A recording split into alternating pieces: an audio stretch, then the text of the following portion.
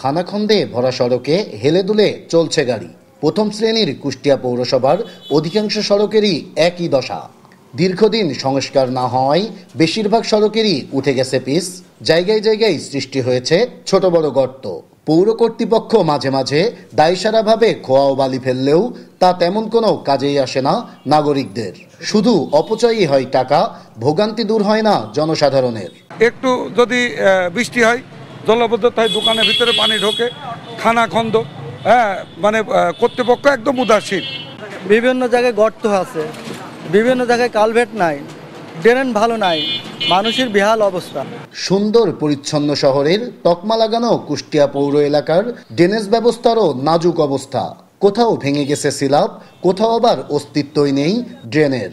ফলে সামান্য বৃষ্টিতেই ড্রেনের ময়লা পানিতে ডুবে যায় সড়ক।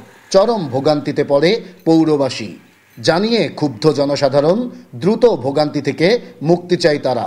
পৌর কর্তৃপক্ষ বলছে, অপরিকল্পিত সড়ক ও ড্রেনেজ ব্যবস্থার জন্যই দুর্ভোগ পোহাতে হচ্ছে শহরবাসীকে। সমস্যা সমাধানে দ্রুতই ব্যবস্থা নেবেন তারা। প্রায় 2.5 লক্ষ পৌরবাসীর জনদুর্ভোগ নিরসনে দ্রুতই দৃশ্যমান উদ্যোগ নেবে কর্তৃপক্ষ, এমনটাই প্রত্যাশা সবার।